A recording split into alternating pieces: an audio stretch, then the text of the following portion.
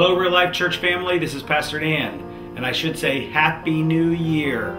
I can't believe that we are now officially living in 2013. So what are your thoughts for this new year? What are the things that you're planning to do differently this year than you did last year? At Real Life Church, this weekend we're going to be talking about a Daniel fast that will start this Monday. So please come this weekend and make sure that you hear all about the details, about really understanding what it is to live in a spiritual world. I mean a spiritual world. Yes, all around us are physical things, but do you realize that we live in a spiritual world? And the spiritual realm around us is real.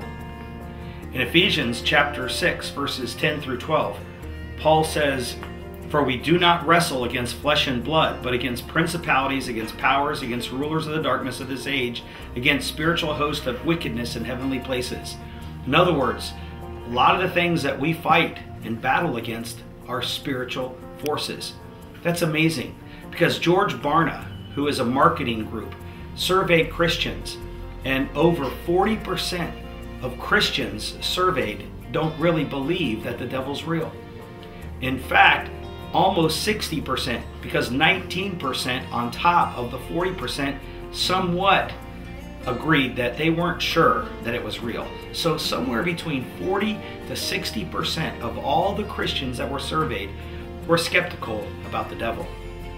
In fact, 2/3 of all Christians surveyed weren't sure really about the Holy Spirit. In fact, they looked at those two as symbols, one for good and one for evil. Is it any wonder that we struggle in our lives, that we are not living out the abundant life that Jesus promised?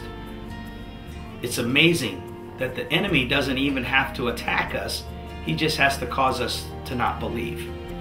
How many things are not happening in our life because we don't believe? But if we're in a spiritual battle, if Jesus has given us his authority, then we could be more than conquerors in everything that we face. Would you join us this weekend at Real Life Church? And let's look at the spiritual battle that we find ourselves in. Let's see if that battle keeps us from really experiencing that abundant life that Jesus promised in John 10:10. Hope to see you this weekend, and again, Happy New Year.